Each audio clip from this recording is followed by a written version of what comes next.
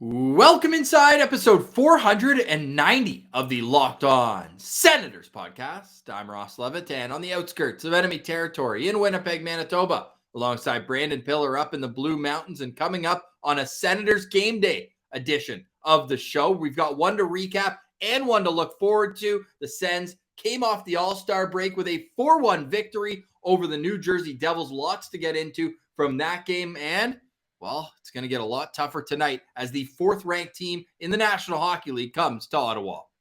But Ross, luckily the Senators got to sleep in their own beds tonight. It's 2 home games. That's going to be huge. And coming off a win for a back-to-back is always nice.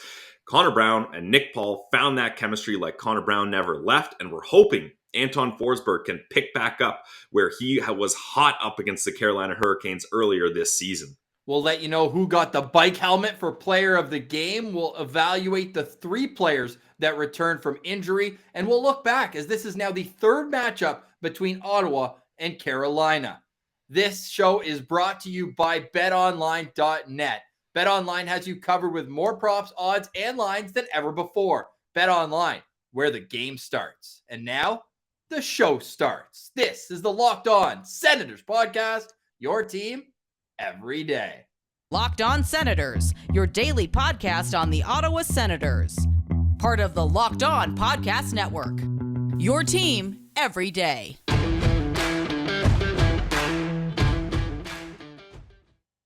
Today is Tuesday, February 8th, and Pilsy, that win was almost too easy last night.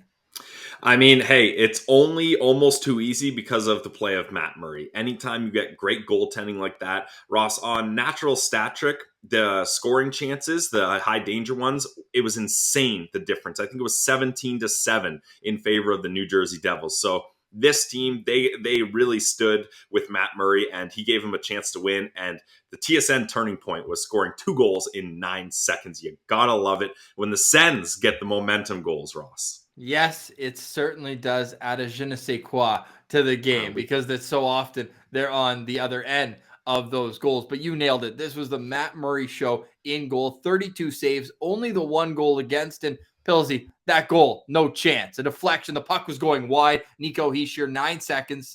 Important number, I guess, in last night's game. Into the only power play for either team in the entire game. Nobody's going to stop that one. No, and I mean, that's just a heads-up play by Jesper Bratt and Nico Hischier, and that's a set play that no goalie is ready for, so no fault for Matt Murray on that one.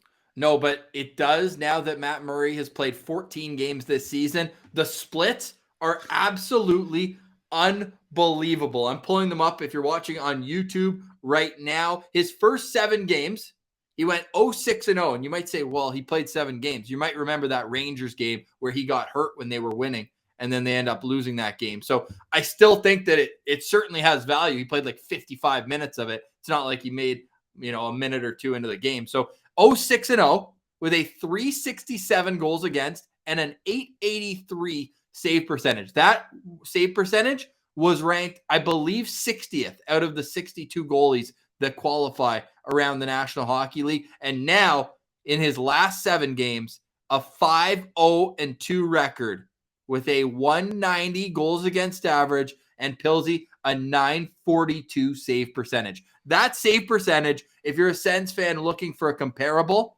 is better than what Andrew Hammond had during the Hamburglar run. That was 941. So that just tells you how locked in Matt Murray has been. And wouldn't you know it, it results in victories for this team. Oh, yeah. Matt Murray playing well has been an absolute game changer for this team. And let's head to an imaginary world, Ross, where January 2022 starts on January 2nd. And hey, I think for most people that have a good time on New Year's Eve, it may as well. That's true. Yeah, you're nursing a hangover for that first day. So let's just say that was a hangover from 2021. You're refreshed for January 2nd. New year, new Murr. And holy moly, has he been incredible. Like, these splits are insane to look at. And hopefully he can continue this because they're going to be relying on Matt Murray a lot in this busy stretch of games for the rest of the season. Not tonight, but we'll get to that a little bit later as the Sens are playing their second game in a span of 7 days. Well, I should have worded it a little bit differently. They're second of 5 games in a 7-day span. We will see lots of Matt Murray, but not tonight against the Carolina Hurricanes. Crazy to think the Sens and Hurricanes are about to meet for the 3rd time, but we'll save that for a little later on. We've got the Belleville Senators in action tonight. We've got a very important fashion question when it comes to the Belleville Senators. We'll save as well. But Pilsy, back to Matt Murray for a brief second. Because of how electric he's been in that second sample size, his season stats now in save percentage and goals against average are better than his career numbers. Wow.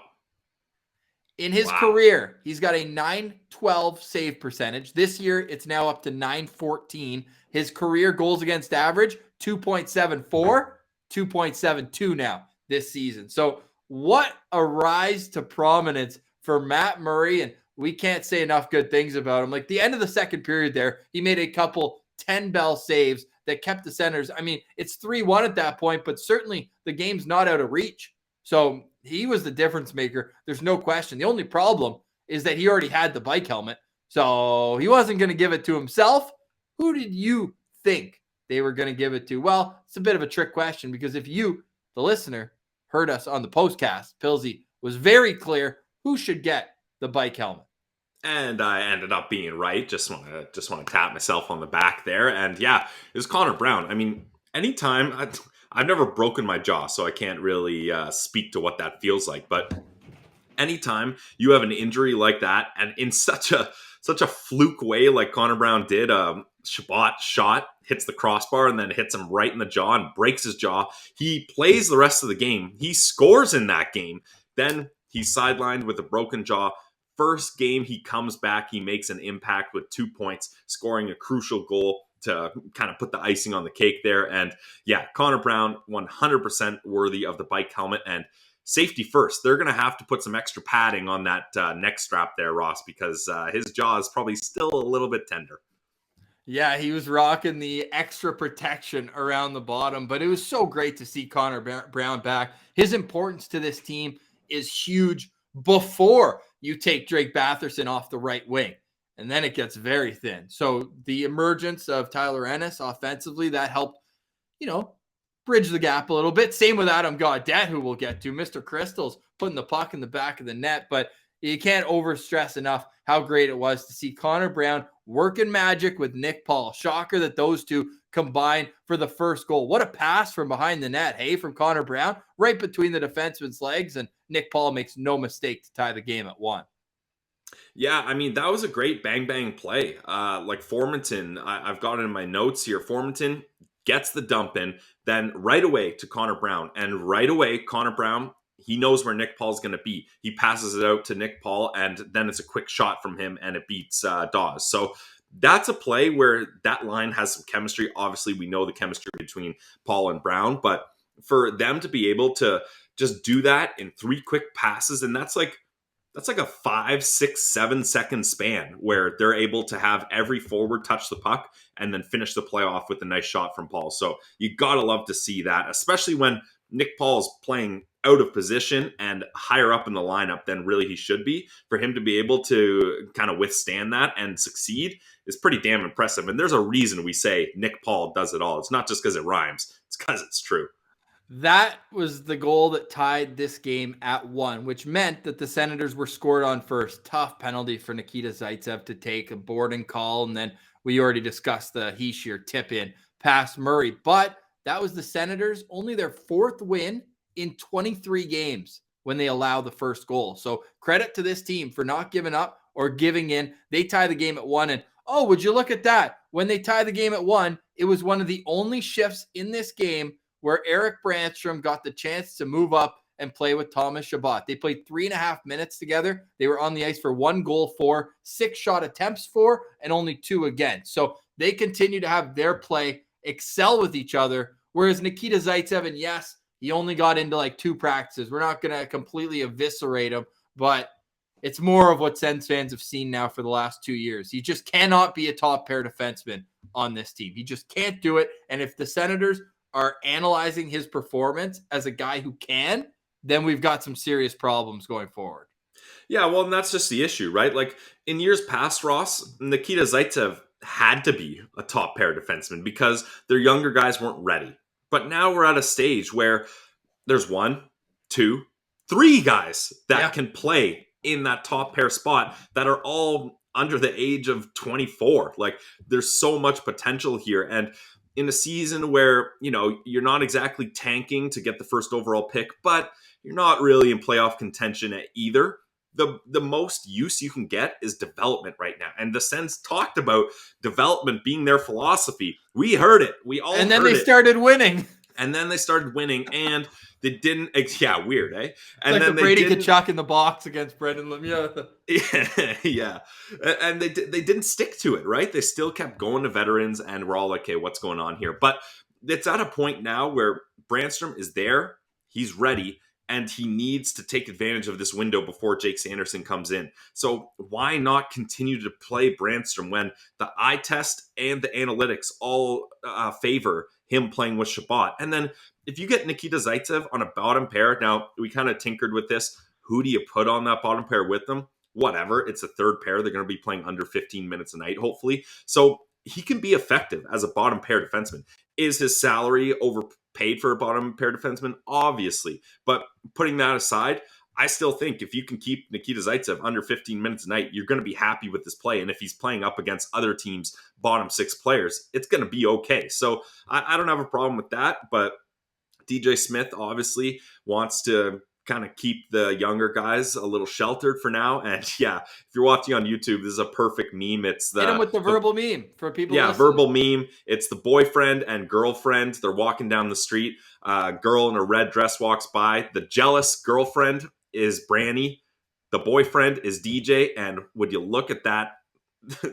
that girl walking by in Nikita Zaitsev, and DJ is all over it. So hopefully we can get those two girls switched, and Branny's the one that DJ's going, ooh, that's looking good over there. But for now, we might have to deal with Zaitsev a bit here. But depending on whether the Sens want to pay Zaitsev's $2 million bonus or not, he might not be a part of this meme in the future. So hopefully that can be the case. Yeah, well, for now, he is a part of the team. We'll see if he can bounce back. Again, like, not a good game by any stretch. But you look at the score sheet at the end of the game, I mean, he's still +1 and didn't really hurt the team other than the boarding call. And I mean, that directly led to a goal against. What I did like about this game overall, 5-on-5, not many whistles. Like, this flew by. Yeah, and I mean, New Jersey Devils, Ottawa Senators, middle of the season.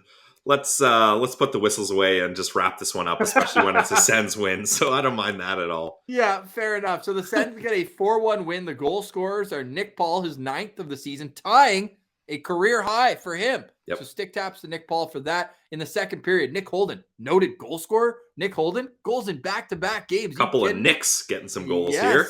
Yes, and what an absolute beauty of a veteran Nick Holden is. We'll tell you why on the other side of the break. The other goals, 9 seconds later, Adam Gaudette, his 4th of the season. And in the third, Connor Brown got his 6th. The helmet recipient, Connor Brown, and may as well have been Matt Murray with 32 saves. We've got more to break down on this game. On the other side, we also have our preview of the Belleville Senators, and it's another Sens game day. So let's get to it. But on our way there, we got to tell you about our friends at Primal Origin Oils. You got beard, you got to get Primal. You heard that right. If you have beard, you got to get Primal. If you or someone you care about has a beard, it needs to get Primal. Maybe you're the guy who's never considered the benefits of treating your beard with product. Well, Primal Origin Oils will stop the itch and make your beard look healthy and groomed. Their goal is to help others look good and live healthier lives through the use of natural oil. These products are free from harmful synthetic ingredients, and they have a low impact on our planet. So look good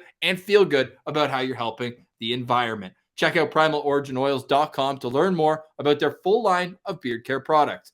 Use our promo code as well. Why not? Locked On for a 20% discount at checkout. You kidding me? 20% discount. Just use promo code Locked On at checkout. We know that every company claims to have the best, but Primal Origin Oils challenges you to compare their ingredients in beard to other companies you've used. We promise you will see and feel the difference. Send Pillsy me notes if you don't. Remember, the code Locked On gets you 20% off at primaloriginoils.com. primaloriginoils.com. So use the promo code locked on at checkout for 20% off. It's primaloriginoils.com.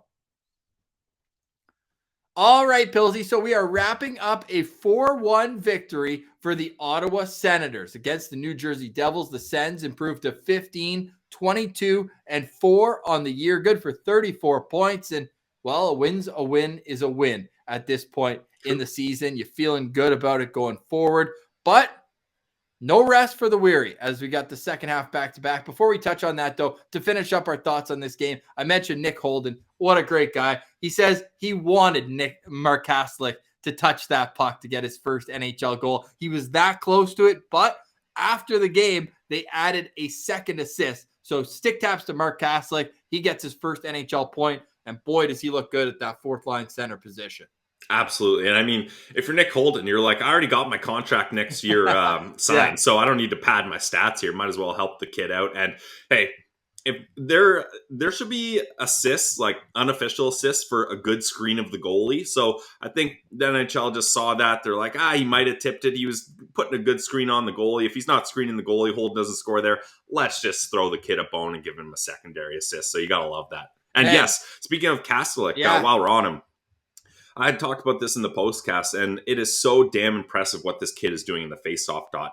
8 for 10, good for 80%. And Ross, not only is he doing well in the faceoff dot, he's making other teams pay on the ice. 6 hits as well. So there's not much else you can ask for a fourth line centerman than win 80% of your draws and be out there just finishing your checks. So Mark Kaslick, I think this guy is going to be up here for a while, especially as trade deadline comes and we see maybe a center or two be moved here. He's going to have a spot, and DJ Smith already loves this kid. Oh, and why wouldn't he? Yeah, he's just doing everything that a coach would want to see. And not only that, he goes, 8 for 10 in the game. He goes undefeated against the Devils captain, Nico Hischier, goes 2 for 2 against him. He's perfect against Michael McLeod. Thomas Tatar's a winger taking draws. Pavel Zacha goes 2 for 3, and Dawson Mercer goes 2 for 3 against. So I just absolutely love that. Now, the next phase of this is expanding. Now, what I also need to point out, now, this is maybe even more impressive. He was 6 for 7 in defensive zone draws. So he's being trusted out there for D zone draws, and he's snapping them back as well. So let's keep seeing this from Mark Kaslick, and the odd man out, and we'll see what happens at the deadline with him. I know he's not coming back if he makes it to UFA, but Chris Tierney just gets knocked out of his center spot altogether. Only took 1 draw last night, and he's just stapled at left wing now on that bottom line. So that to say, he still got some ice time, and I think that was an important thing. Got an assist too. That was an important thing for DJ Smith in yesterday's game, coming off an all-star break, going into this busy stretch. We talked about it on the postcast. Every player was in double digits in ice time last night, including the player who had the least ice time, Adam Gaudette, who still managed to put pucks on net. And, well, 1 shot, 1 goal. That's a pretty decent conversion rate. But, man, he gets his chance up on the top line, at least in parts of the game. And I'm warming up to him. I think that this guy is a shooter for sure. He's got some liabilities to his game defensively, but that's what the Sens need. They need another finisher. And maybe he's not the answer long term, but he's certainly doing his job right now. Yeah, I would agree. And I mean, this is what the Sens were hoping Alex Galchenyuk was going to be for them last year, right? Very similar type player. Yeah, same number even. So there you go. So Gaudette, I love a guy that can just bring the puck up the wing, get a shot on net, and beat a goalie for a quick goal. I mean, that goal happened so quick. We didn't even see it on Sportsnet. They were still cutting back from the replay. Yeah, exactly. That's a whole nother thing. But yeah, for Gaudette to be able to do that, that was a TSN turning point. That iced the game because you get a 2-goal lead that quickly. The momentum's all on your side. You got 500 fans screaming, going crazy. And Matt Murray says, all right, guys, I got this now. Like, let's just play smart hockey. Don't give them too many chances, which they still got a lot of chances. But Murray stood tall and they shut the door and they end up getting another one. Brownie gets 1 more to ice the cake. And it's a 4-1 win to come back from the All-Star break. So you got to love that. Where do you think Adam Gaudette ranks in points per game on this Ottawa Senators team? Ooh, 5th. 5th. Yeah, you're right. Nice. That was just a guess. I swear to God.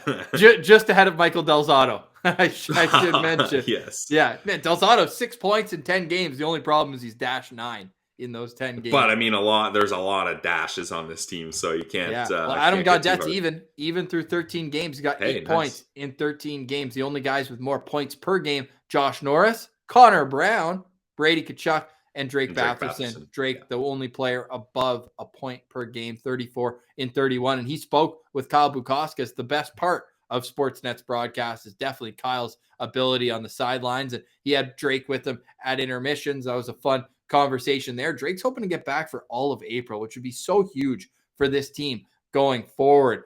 Speaking of going forward, I think it's a great transition here as we go into tonight's game against the Carolina Hurricanes. Before we get to it, a quick word from our friends at BetOnline. There might be less football being played. We've got the Super Bowl on deck, but betonline.net has way more odds and info for this sports betting season. From scores, totals, player performance props to where the next fired coach is going to land, BetOnline is the #1 spot for all things sports betting in 2022.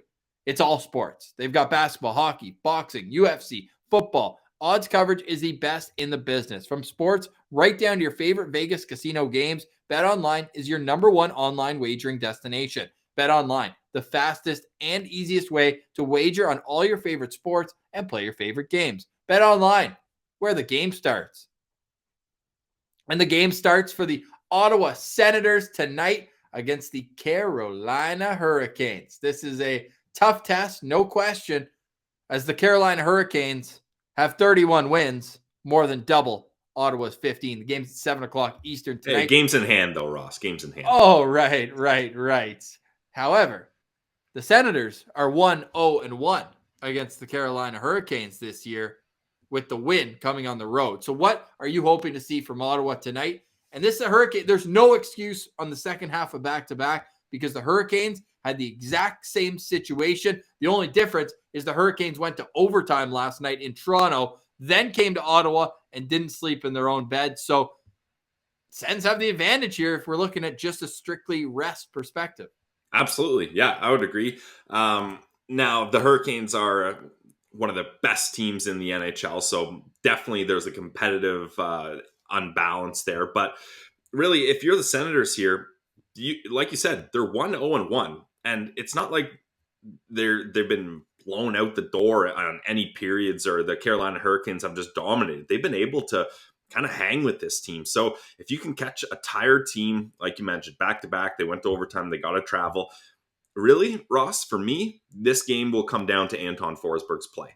And if he can replicate what he did in that first meeting up against the Hurricanes, this team has a chance to win.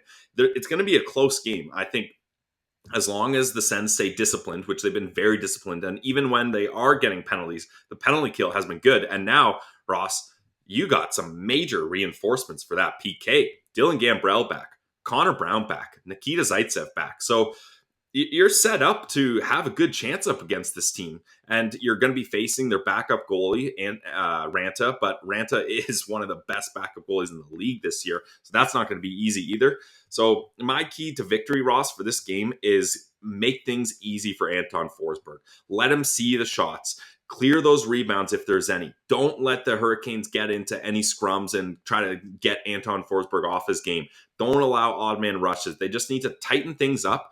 And if they can get those momentum goals like they did against the Devils, they got a chance here. So I'm excited to see what Forsberg can do, because we saw Matt Murray's splits and him bouncing back. So why can't Anton Forsberg? Hopefully that's the case here.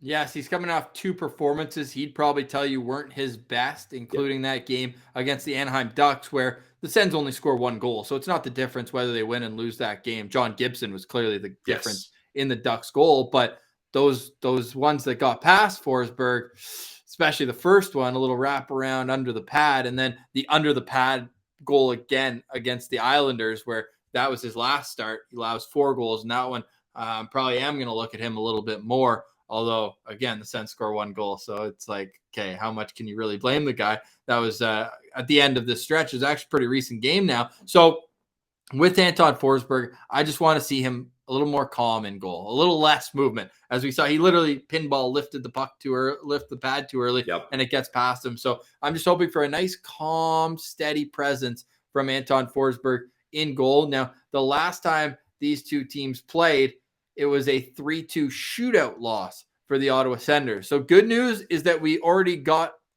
the Derek Stepan goal against the Sens out of the way that game. Thank God. He opened the scoring only 2 minutes into the scored second last period. night too.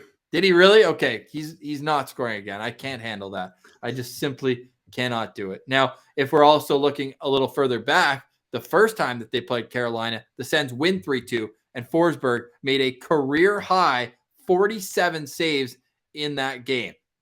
If he has to make 47 saves tonight, the Senators lose the game. Probably.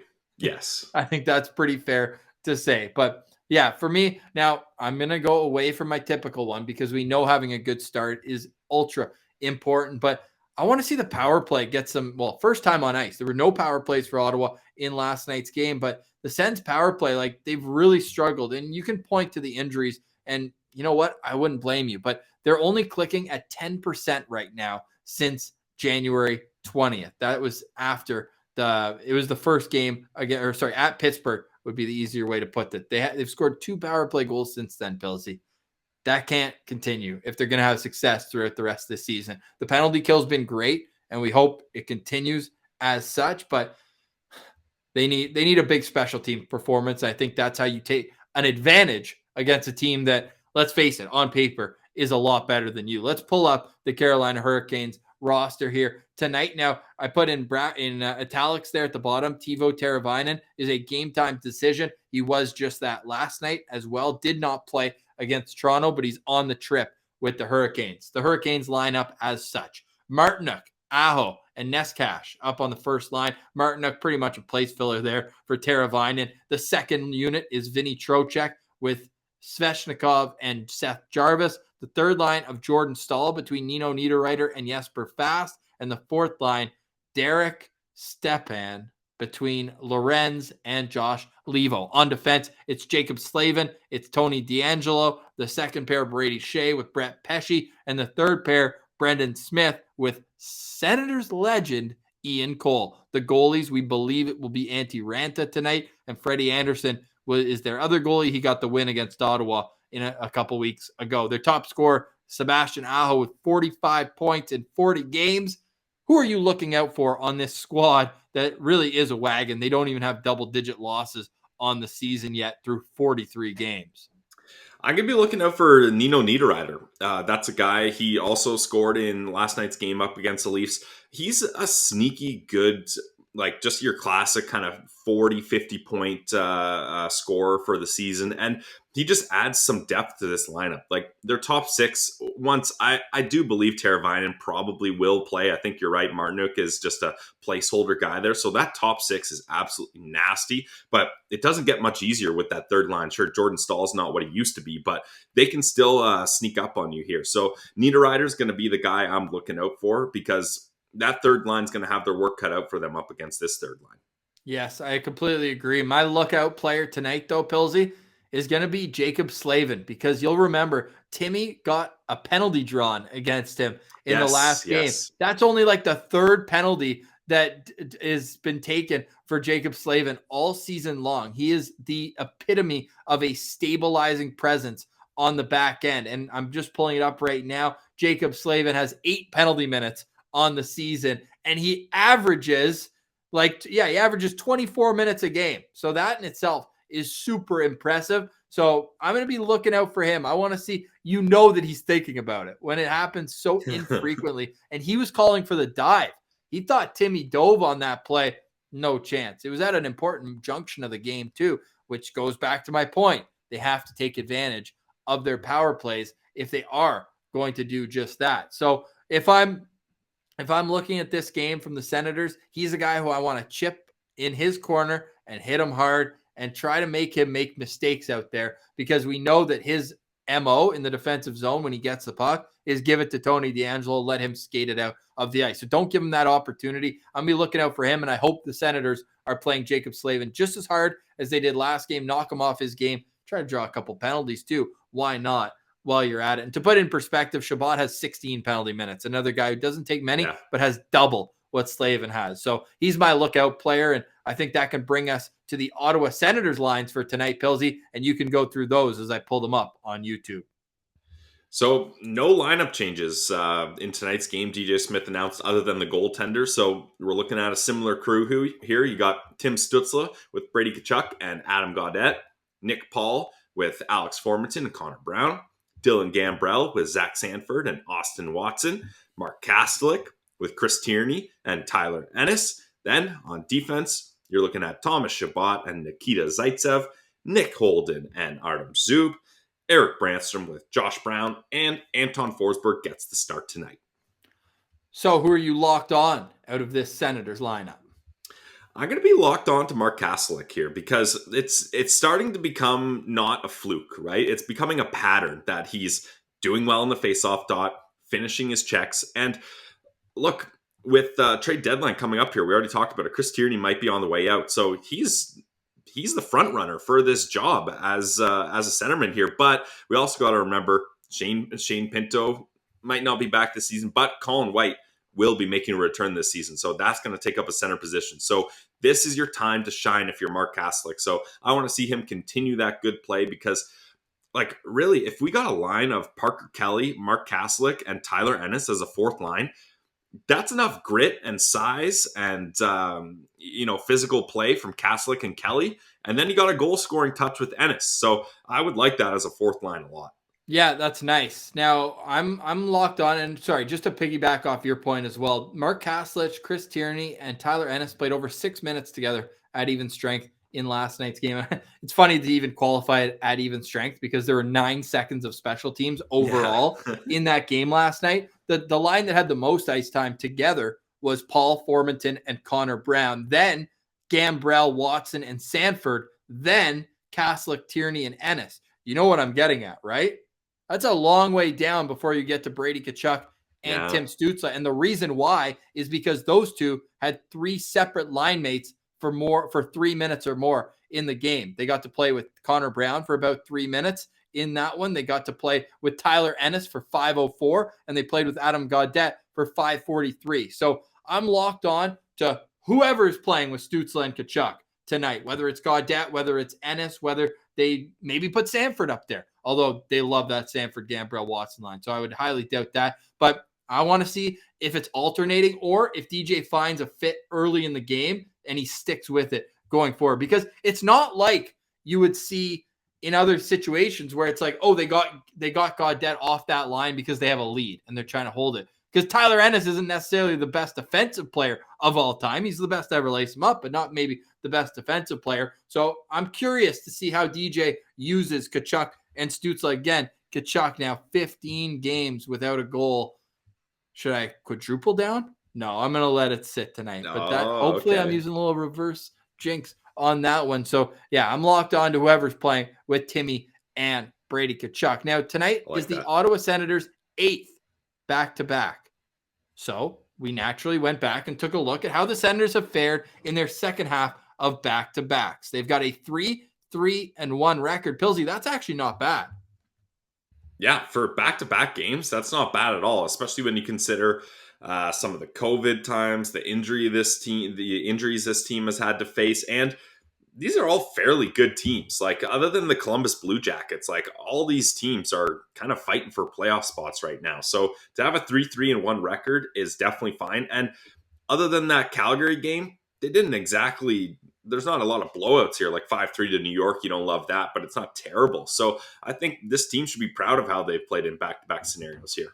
So they started out with a win on the second half back-to-back against the Dallas Stars at home. So if we're just looking on home ice, they're 1-2.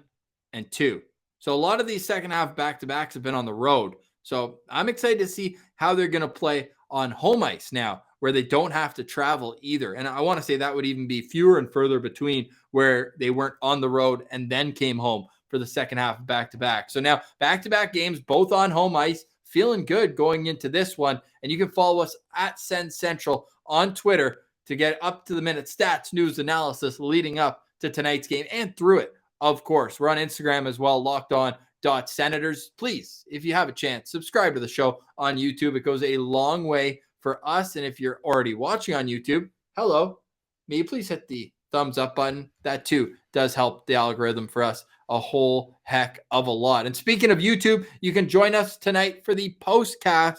That's following each and every Ottawa Senators game. We go live about 10 minutes after. It's all vibes, win, lose, or shootout loss, as the Senators did last time against the Carolina Hurricanes. The Sens are 11-8-3 in the postcast era. So, hey, that's a hell of a lot better than they were before. So join us for the postcast. But if you do happen to miss it, you can always find it wherever you get your podcast afterwards. Great drive to work. You listen to the postcast, drive home, you get fired up for the game with your Locked On Senators podcast that is free and available wherever you download your podcast. All right, Pilsy, we've got some Belleville Senators to take care of here. Now, they're coming off a successful weekend, 2 wins in 3 games. They're going on a tough road trip now, but you think tonight is going to be a dub.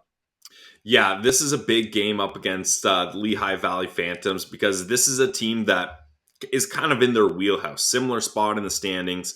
There's not a lot of firepower on this Lehigh Valley Phantoms team. Like, other than Morgan Frost, there wasn't really any names that I recognize. Actually, Ross, the winning percentage for the Lehigh Valley Phantoms, 0.487.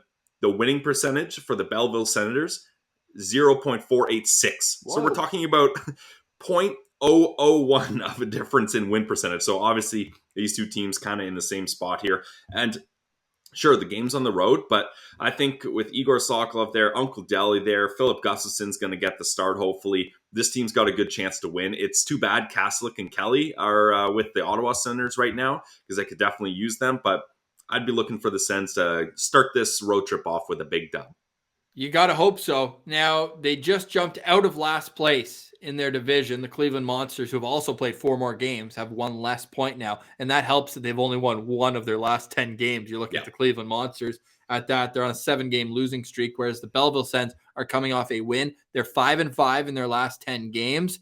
But there's pretty close. It's pretty close between 4, 5, and 6, and the Laval Rocket have a ton of injuries right now as well, although they actually have games in hand on the Senators, which makes things a little bit more interesting. But remember, the top 4 teams in each division get to move on to playoffs, and I would love to see a Marlies Senators first round. Would be awesome. However, the Utica Comets have a 14-point lead on the entire division, so if the Senators are going to sneak in, it looks like they would have to face Utica in the first round. So that's a little getting ahead of ourselves. There's 37 games left in the AHL season. And that makes me think, like we talked about it yesterday with Tyler Clevin, like, do you put him into the mix here? I mean, they've got a pretty good thing going here besides that. And like with Jake Sanderson, like, does he come up to the NHL, play a bit, and then go to Belleville afterwards? Like, there's lots that can happen here. We'll see how things play out going forward. We do know, speaking of the Nodak Sens, a little transition there, JBD took a stick to the face. He's back now.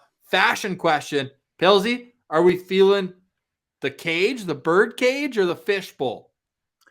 I'm a cage guy myself. I've never really worn a fishbowl, but I just feel like they can like fog up, although he's got the holes in the bottom there. But if it gets smudged, then that's in your line of vision. I've always never minded a cage. Like when I'm wearing a cage, I don't even know it's there. So people that are hardos about the cage and the half visors and stuff, I never really understood that argument. So I'm going with cage for sure. All right, I'll join you. Although this cage is more of a bubble than anything. But hey, he just had his mouth reconstructed. Safety first, Ross. Yes, it is safety first, no question. But JBD, battler, warrior, will be in the lineup for the Belleville Senators tonight. We'll be following along with that game too. We've got lots to break down for it on tomorrow's show. We've also got a very special guest coming up, and this one I'll tease. The 500th episode. We're 10 shows away from 500, and we are working around the clock to make sure it's special for you as well. So stay tuned for all that. Pilsy, any final words before we take off? Hey, it's double Sens game day. So guys, get your drinks ready, get on the couch, and enjoy the night. And then we'll see you on the postcast. I've actually got 1 point. I'm fired up. I'm going to see Ridley Gregg on Thursday with the Brandon Wheat Kings are in Winnipeg. So that's going to be a ton of fun.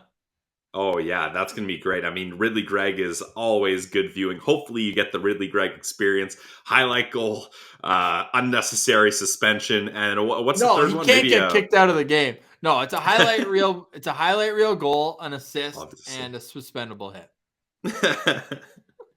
Classic Ridley. Man, what an absolute rocket player, though, man. Like seeing his hands and like all the scouts saying that he didn't have offensive upside. That was the classic line with all the sense. And then you and I are 10 rows up as he makes probably the nicest individual effort. Top five. Damn you, Zegras, for having like two of them.